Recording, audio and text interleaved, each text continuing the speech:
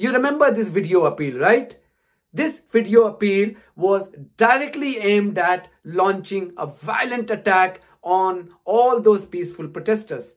And now I see that brutality being inflicted on peaceful protesters at Columbia University. And for what? Simply exercising their First Amendment rights to peacefully assemble as they protest the collective punishment and murder of civilians in Gaza.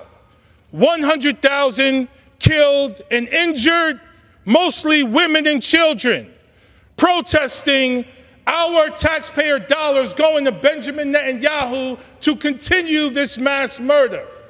Dissent is essential to democracy, but dissent must never lead to disorder or to denying the rights of others so students can finish the semester and their college education. Hello, so now you have seen I talked about the protest on American campuses against Israeli atrocities in Gaza. And now things have taken an alarming shape after the Israeli sympathizers, they came to this protest and started launching brutal attacks on those peaceful pro-Palestinian supporters. Now it all started, everything was going smooth. Everything was going smooth until the President of America, a terrorist sitting in Israel, the real President of America, Benjamin Netanyahu, made an appeal for violence. What's happening on America's college campuses is horrific. Anti-Semitic mobs have taken over leading universities. They call for the annihilation of Israel. They attack Jewish students. They attack Jewish faculty. This is reminiscent of what happened in German universities in the 1930s. It's unconscionable. It has to be stopped. It has to be condemned, and condemned unequivocally. But that's not what happened. The response of several university presidents was shameful. Now, fortunately, state, local, federal officials, many of them have responded differently, but there has to be more. More has to be done. You remember this video appeal, right? This video appeal was directly aimed at launching a violent attack on all those peaceful protesters. Now, this was raised in the State Department press briefing. And the joker representing the State Department, the spokesperson, denied it, said there was no link. But that joker of Indian origin would still not condemn Benjamin Netanyahu for interfering in American affairs. Yesterday, the Israeli Prime Minister called for a crackdown on pro-Palestinian protesters in the United States of America. Do you find this to be a gross, a galling interference in American affairs? I mean, especially from a leader of a country that had just received $26 billion of American taxpayer money. Do you find that to be annoying or in any way, interfering in the affairs of the American public and exercising their right to demonstrate? Well, Saeed, I will leave it to the Prime Minister's office to offer any clarification on his comments, but I don't believe he called for a crackdown. He literally called for a crackdown. He literally called for a crackdown. Let's be real about the facts, Saeed, which is that in the aftermath of October 7th, we are very much seeing a surge in anti-Semitism across the world. And its tragedy demands action. Right. Beyond that, though, we, of course, support the right of anybody to peacefully protest, to demonstrate, to make their voices heard, to express themselves in a peaceful and nonviolent way. Right. However, we also believe that harmful rhetoric, whether it be rooted in anti-Semitism, Islamophobia, is incredibly problematic and needs to be condemned and called out against.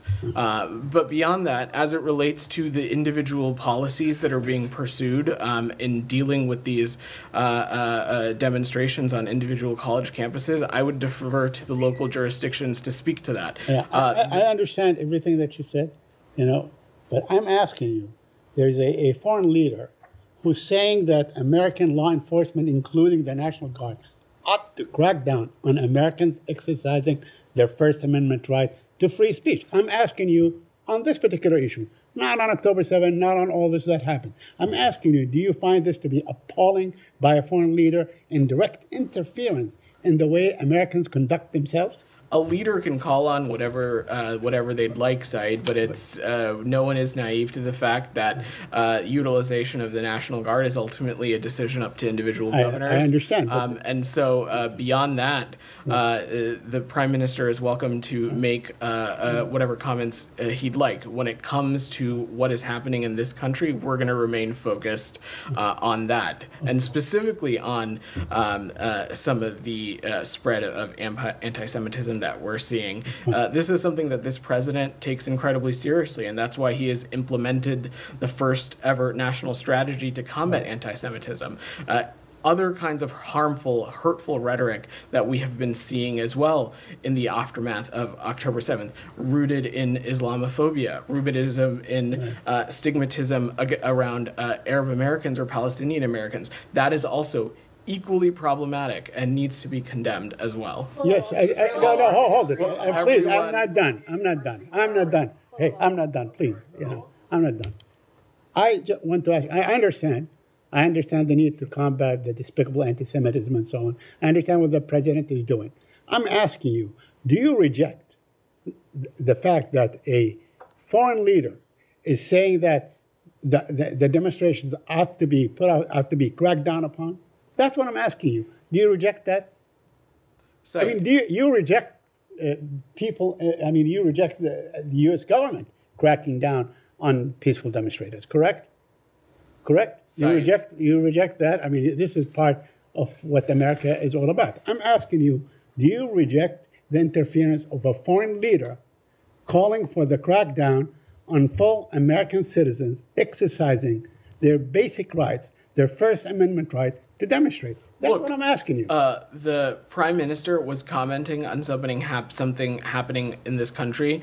I will say, I'm not over the asking course the Prime of this, Minister. I'm asking you. You are here representing the government of the United States of America. I'm asking you, you as an officer of this government, of this administration, do you reject the interference of a foreign leader saying that you must crack down on Americans exercising their right to demonstrate? It's a very simple question.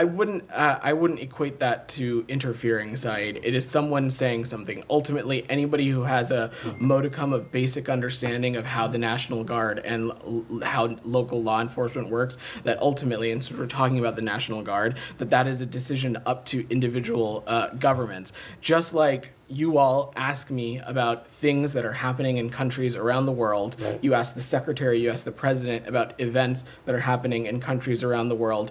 We're seeing leaders from around the world offer their comments on things that are happening in the United States. But when it comes to the actioning on those items, there are procedures in place.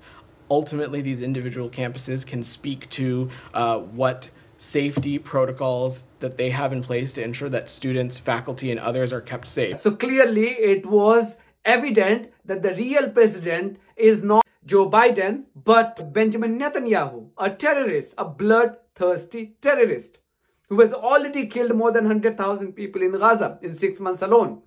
And now he is determined to wage a war on peaceful students, on students in America carrying out peaceful protests.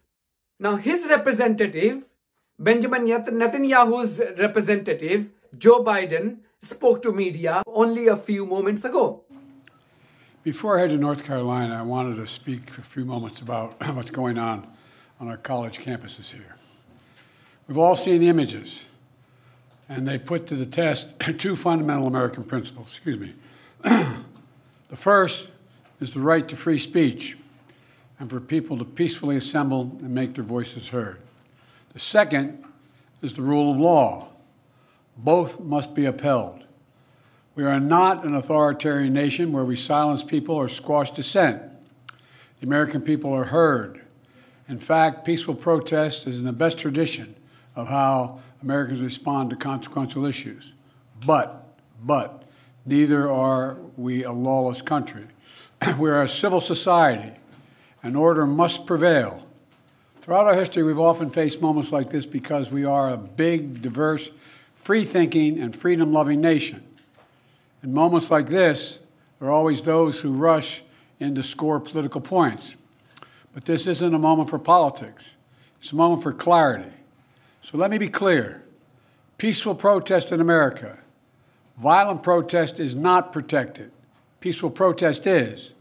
It's against the law when violence occurs. Destroying property is not a peaceful protest. It's against the law. Vandalism, trespassing, breaking windows, shutting down campuses, forcing the cancellation of classes and graduations. None of this is a peaceful protest. Threatening people, intimidating people, instilling fear in people is not a peaceful protest. It's against the law. Dissent is essential to democracy, but dissent must never lead to disorder or to denying the rights of others so students can finish the semester and their college education. Look, it's basically a matter of fairness. It's a matter of what's right.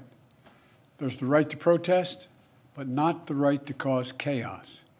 People have the right to get an education, the right to get a degree, the right to walk across the campus safely without fear of being attacked. But let's be clear about this as well. There should be no place on any campus, no place in America for anti-Semitism or threats of violence against Jewish students. There is no place for hate speech or violence of any kind, whether it's anti-Semitism, Islamophobia, or discrimination against Arab Americans or Palestinian Americans. It's simply wrong. There's no place for racism in America. It's all wrong. It's un-American. I understand people have strong feelings and deep convictions. In America, we respect the right and protect the right for them to express that. But it doesn't mean anything goes. It needs to be done without violence, without destruction, without hate, and within the law. You know, make no mistake, as president, I will always defend free speech, and I will always be just as strong in standing up for the rule of law. That's my responsibility to you, the American people, and my obligation to the Constitution. Thank you very much. Mr. President, have the protests forced you to reconsider any of the policies with regard to the region? No. Thank you. Mr. President, do you think the National Guard should intervene? No. Mr. President, do you agree with what the students are calling for? Mr. President. Now, essence of his speech was that he values free speech as long as it's not targeted at Israel, as long as it's not criticizing Israel for its genocidal mission in Gaza. He's fine. So definition of free speech in America under this guy is that you can criticize anybody in America. You can criticize anybody in America and you will be protected under the First Amendment Act. But you cannot attack or criticize the genocidal regime of Israel, because if you do that, you will have to pay a heavy price.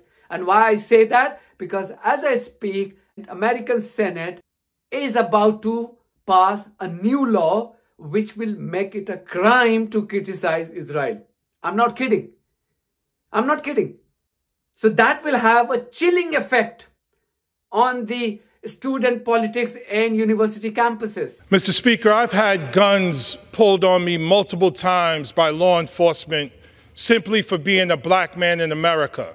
And now I see guns being drawn on peaceful protesters at Columbia University. When I was 11 years old, I was a victim of police brutality simply for being black in America. And now I see that brutality being inflicted on peaceful protesters at Columbia University. And for what? Simply exercising their First Amendment rights to peacefully assemble as they protest the collective punishment and murder of civilians in Gaza. 100,000 killed and injured, mostly women and children, protesting our taxpayer dollars going to Benjamin Netanyahu to continue this mass murder. That is their right.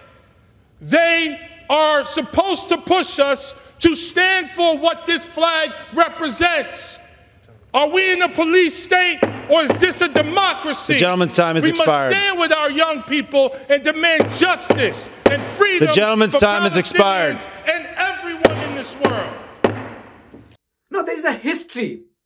There's a history to college politics in America. If you remember, America's war on Vietnam came to an end only after the students up and down the country put pressure on the then government. The student politics and the protest against apartheid South Africa had amazing impact on South Africa's liberation from the apartheid regime and the creation of an independent South Africa under ANC, African National Congress.